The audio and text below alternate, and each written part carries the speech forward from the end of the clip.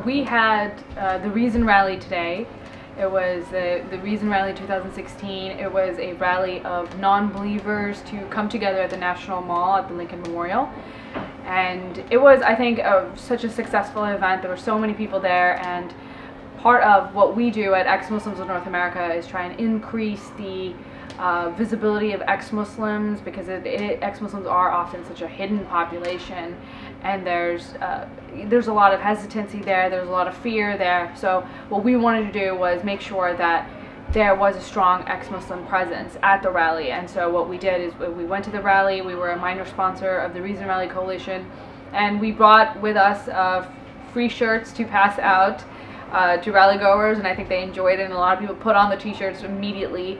And we also had a lot of ex-Muslims that are part of the organization or work with us wear t-shirts saying, "I'm an ex-Muslim, ask me why," and just to say that this is who I am, I'm proud of it, come and talk to me about my reality and what I've gone through and how I feel about things. So I thought in that sense it was a great success, and then we've had a little after party, a private event for ex-Muslims afterwards. And it's just been really wonderful to just talk to everybody in this relaxed atmosphere where they can be themselves. In terms of the participants, it seemed like everyone belonged to a specific group. I did not see a lot of people of color. What are your thoughts on that? You mean about the Reason Rally itself? Yes. Well, I would disagree with you there. I thought I saw a good amount of people that were of different races and ethnicities. It may be something that people tend to. I don't know how exactly to say it, but what we need is more representation and more smaller groups that are advocating for these specific groups. So, for example, there are the Ex-Muslims of North America is a new group, and this is just our first year or two that we've started really being active about who we are. And as we come in, ex-Muslims are joining, and ex-Muslims are becoming part of the bigger movement. So I think the next step would be many different smaller groups that are right now just starting to gain some strength to get bigger and to be more active. And I think that'll bring in different perspectives and different, races and ethnicities. What are your thoughts on, because there were a bunch of groups there, different organizations, what are your plans on coordinating with them and making it a bigger presence? What do you mean? Collaborating with other atheist groups and ex-Muslim groups. What are my plans in particular, like with ex-Muslims of North America? Yeah. Well, we want to continue doing what we've just began, which is just making these connections and making sure that these organizations, because some of them are specific to maybe, say, there's Black freethinkers or Hispanic freethinkers or groups that are specific to ethnicities, but many of these groups have ex-Muslims in them. And ex-Muslims in particular are people that I think need special care with the way that the political situation is right now. It's important to know about the specific struggles of ex-Muslims. So what we do is educate other organizations the best that we can about how to deal with ex-Muslims, how to help ex-Muslims the best as they can. And I think that's a great way of working together also and increasing that presence. It seems like a lot of your expectations were met today. What is one thing which you would change about this type of event? Well, I thought that, like you said, I think there was a lot about it that just went down as well as I could have hoped for. What I would have liked in the future would be to, some people have already talked about how the weather wasn't perfect, but it's difficult to get good weather anyway. What I would have liked was if the coalition increased beyond just the atheist community. I would like it to be other groups that have similar allied interests to participate in some way, even if they weren't part of the coalition itself, but just participating as allies. That would be a wonderful way to show that we're a part of the American fabric, and that we have supporters, especially, and even political groups who are willing to work with us. I think that would be the next step, and that would be what I would change. I am a Lebanese apostate from Islam, an atheist, and I am here at Reason Rally with the Ex-Muslims of North America to basically advertise our support group for apostates from Islam in America and Canada. And basically our mission as the Ex-Muslims of North America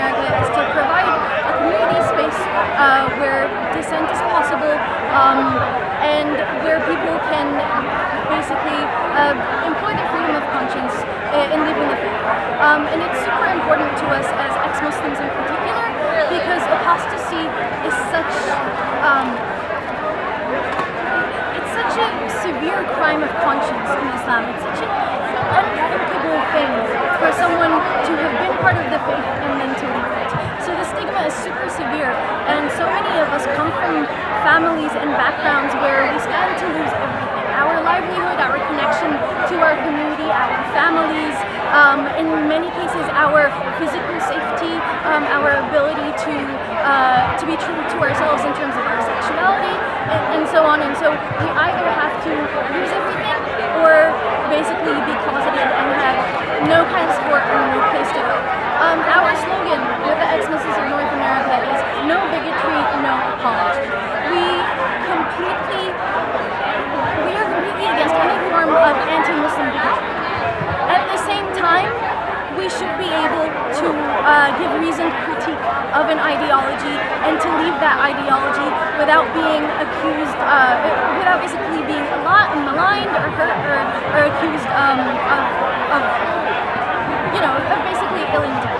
What is your message to the people who are in your situation and who want to get out of the faith? I am really sorry for what you're going through. You're not alone. There's a running joke in the ex-Muslims of North America that all of us thought we were alone at one point because we couldn't conceive of someone who could do this. And so basically, we want to say that it's okay to not believe in God, it's okay to not be religious. There are still places in which you will be welcomed and accepted. And as hard as it is, just be strong and stay on.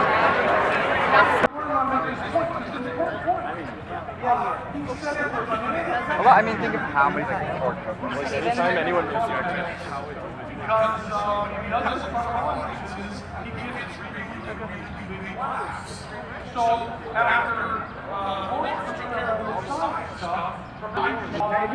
So I'm the president of Ex-Muslims in North America.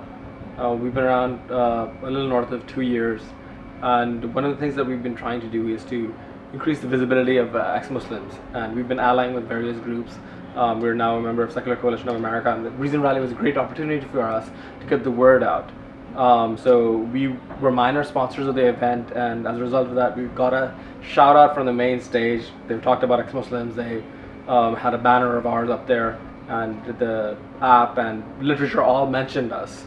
So one of the biggest obstacles we find is that when people leave Islam, they don't look outside. They presume that they're alone, they're the only one, because it's such a huge taboo to talk about this. And in order to change that, we need those conversations to start happening. And I thought at least the Reason Rally was great for doing that. We had a lot of volunteers come in from around the country for the event, and we had shirts for them that I'm an ex-Muslim, ask me why.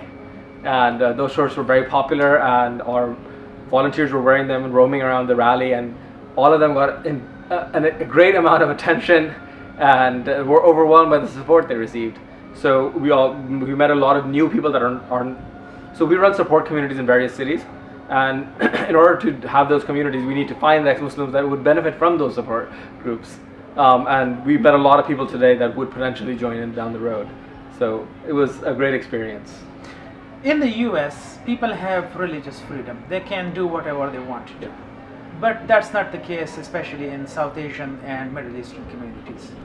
What are your plans to help those communities which want to get out of faith, especially in South Asia? So the issue generally is that there's a lack of education on why secularism is important. So from an Islamic perspective, Muhammad created theocracy. A lot of people look at that as a positive, like you can have a government where one person is empowered like Muhammad was, and he can control everything, he'll fix everything. The issue is human beings are fallible. We all make mistakes, and as you gain power, you become more corrupt. That's a human nature condition. And secularism tries to separate those issues and creates a balance which prevents it from happening. So we need to educate people about the problems of theocracy, the benefits of secularism, the benefits of checks and balances. So as people understand the pros and cons, they'll be more liable to adopt those and fight for those. What is your message to those who are part of the family right now, but they understand that there are problems with the religion and they want to get out of that.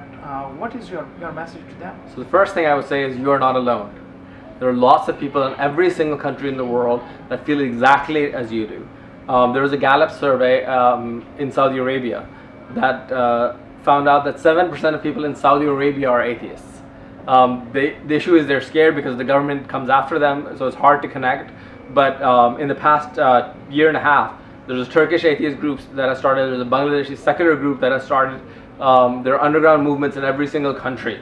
So you seek out support, seek out people, like-minded people, and understand that strength comes from building these communities. So don't be ensure your safety and security, but don't presume you're alone. Don't be afraid of reaching out to other people. How do you compare the religious freedom in the European countries, in North America, with that of Middle East and South Asia? It doesn't really exist in the Middle East and South Asia. India has a bit of religious freedom, but so if you examine Pakistan, Ahmadis are clear second-class citizens that's spelled out by law. Imagine the same happening in America, that Muslims were persecuted. There were laws passed against Muslims, specifically their graves were desecrated, and that's routine, that's normal. If you get a visa for Pakistan, it says that you must acknowledge that Ahmadis are not Muslim. And that's the problem. It's not a secular country. Therefore, the government interferes in religion. Whatever anybody's private belief is, the government should have nothing to do with that. And the same is in Saudi Arabia and Iran. Iran persecutes Baha'is. In Saudi Arabia, Shias are second-class citizens. Makkah, for example, is an apartheid city. There's a big sign before you get into Makkah that only Muslims are allowed and non-believers must exit the highway. Now imagine in Washington, D.C., if there was a sign saying that only white people are allowed in, or only Christian people are allowed in, Muslim people are not allowed in, or South Asian people are not allowed in. Would you be comfortable with that? Of course not. And we do the same thing, and we presume that we have some sort of moral high ground. Is there a role which the US government can play in helping these communities? So my perspective, at least, is a lot of it is understanding and education. So obviously groups like ours need support, but the bigger issue is what happened in early Islam, what the history of the Muslim world is. We need academics, we need people doing their PhDs on these topics, linguistics. If you look at Christianity, there have been hundreds of years of hardcore research to find out the truth. We know that there were 4 authors for the Bible. We know the chronology of the Bible. We just by studying it, by studying how it's structured and the events it referenced, and then going and digging up those countries and figuring out the archaeological history, we know virtually nothing about early Islam. The first references to Muhammad are after Muhammad died, and the only reference within the first, I think, 100 years is the conquest of Jerusalem, where it mentions that there are the armies of Muhammad. That's the only reference we have. We know nothing about anything else. So by funding actual research, we can get to the truth, whatever the truth may be. So I think the US government can play a big role in enabling academics to understand things. How do you see the role of religion in 21st century, and then in the next century, and then in the next century and the times ahead? So I'm a militant atheist. I am against religion entirely. I don't care about what religion. So there's a quote by Carl Sagan that extraordinary claims require extraordinary evidence. And religion makes the greatest claim possible, that they know answers to what will happen to you after that. They know how you came to be. They know how the universe came to be. Answers that nobody can really know. And the majority of claims that are remotely testable turn out to be false. The Quran is scientifically inaccurate in 100 different ways. Same for the Bible, same for every religious book. Why should we spend our time on fairy tales when we know so much more? From my perspective, religion is a holdover from the infancy of humanity. We've grown up. It's time to let go of fairy tales. It's time to let go of stories for children and grow up as a civilization. We look at the curriculum in South Asia and the Middle East, and they're kind of going back. They are now introducing Quranic ayat in science books, in Yes. science textbooks. So how do you see that playing out in their role actually, and those kids growing up, how would they cope with the problems of the 21st century? They won't be able to. It's like shooting your child in the foot. You're trying to prevent them from succeeding. You need to understand the universe in order to interact with it. In America, one of the biggest things is that America invents a lot of things. And iPhone, from the iPhone, Apple became the biggest company in the world, I think, $700 billion. What has Pakistan invented? What has the Muslim world invented? You need to have an open mind. You need to poke at everything, challenge every assertion possible to get scientific advancement. And we're constraining people to think in a certain limited way, and as a result, we don't really produce groundbreaking anything. So we're deliberately sabotaging ourselves. Hello, my name is Dean Rogers. I'm an entertainment reporter based out of DC. I am part of Groove Rogers Media, which is a company I own, created and maintained since 2009. And this event is the Breeze Rally, which is the largest secular gathering in all of the United States. It's the second event. The first one was held back in 2012. Unfortunately, with rainy skies, as you see, it's sunny out here. It's amazing. The crowd's been spectacular. There have been over at least 10,000 people out here at the Lincoln Memorial at the National Mall, having a great time, listening to music and listening to speakers such as Hank Gillette, John Davidson. They listen to Dr. Lawrence Krauss. They listen to a bunch of celebrities. So if you're not here, why aren't you here? Did you do any lobbying on the Capitol Hill? Oh no, I'm a reporter. I don't do any lobbying. I don't do any politics. I'm just a reporter. Okay. What have your expectations? Talk about your expectations and have them met or not. As far as this event? Yes. Well, I walked into this event open-minded since I've never heard of the Breeze Rally until about a couple weeks ago, and it talks about seculars, agnostics, and atheists, and it seemed like a very cool event to attend since I'm usually covering red carpets, I'm interviewing celebrities, but I wanted to step outside the zone and talk to some real people, talk about a real issue that's going on, especially since atheists, they don't believe in God, and they want to have in God we trust removed from our bills. They want under God removed from our pledge of allegiance, and they feel that some of the candidates they represent the Christians, but not seculars, which it's totally wrong. They should represent everyone because we're in the United States of America. If you're going to be the president of the United States, you have to represent all of the people, not just one side. What is one thing which you would like to change about this event? Nothing. Except it should be in spring. It's hot. It's humid.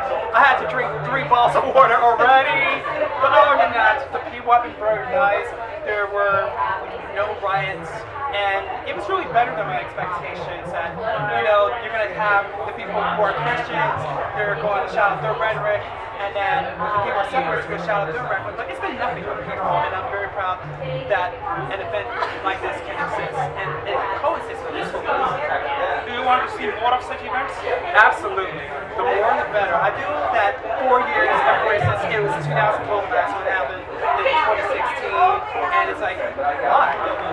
Not 4 years, but I understand they want to push this year because of the presidential vote, that they want the right candidate to represent their beliefs